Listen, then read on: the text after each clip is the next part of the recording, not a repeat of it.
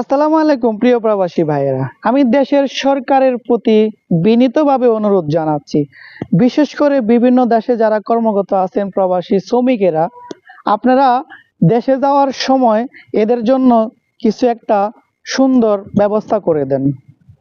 কারণ অনেক প্রবাসী আছে দেশে যাওয়ার সময় অনেক হয়রানির শিকার হয়। হ্যাঁ, আমরা নিজের চোখে দেখেছি। তো এইগুলো থেকে একটু বেরিয়ে আসতে হবে আমাদেরকে। এই কিছুদিন আগে বাংলাদেশে এক এয়ারপোর্টে দরবেশ বাবা আইছে, সবাই এটা তো ভালো করে জানেন।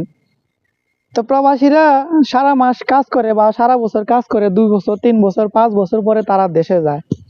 তারা দেশে যাওয়ার সময় নিজের পরিবার আছে, বউ আছে, মা আছে, ভাই আছে, বোন আছে, সবাই চায় প্রবাস থেকে একটা মোবাইল যদি আমার মার কাছে নিয়ে দিই আমার মা কত খুশি হইব। সবাই এরকম চায়।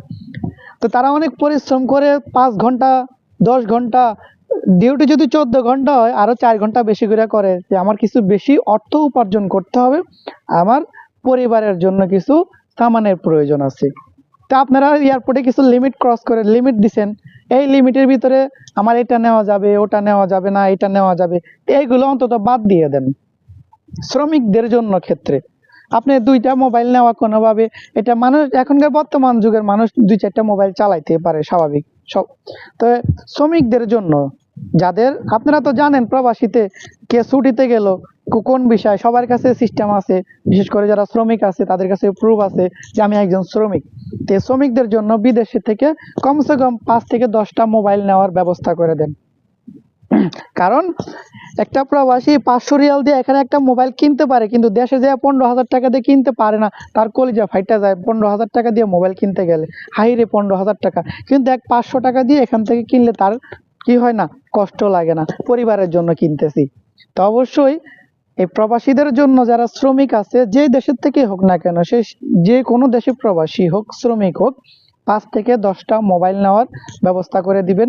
এয়ারপোর্টে বিভিন্ন হয়রানি এগুলো বন্ধ করার আরও চেষ্টা করতে হবে। আলহামদুলিল্লাহ আগে থেকে অনেকটাই নিয়ন্ত্রণে আসছে। কয়েকদিন আগে দেখলাম ভিডিওগুলোর ভিতরে এক এয়ারপোর্টে এক দরবেশ বাবা আইছে, বলতেছে একটা মোবাইল বাংলাদেশে নিতে হলে তাকে শুল্ক দিতে হবে 25,000 টাকা।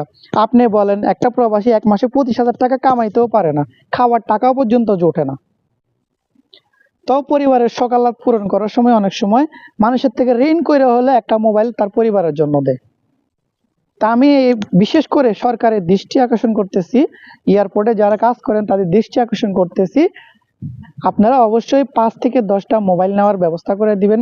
আর যারা স্বর্ণ নেয়, যাদের অর্থ আছে, অবশ্যই চেষ্টা করবেন তাদের পরিবার যাতে একটু স্বর্ণ বেশি করে নিতে পারে, খুশি হয় ভাই।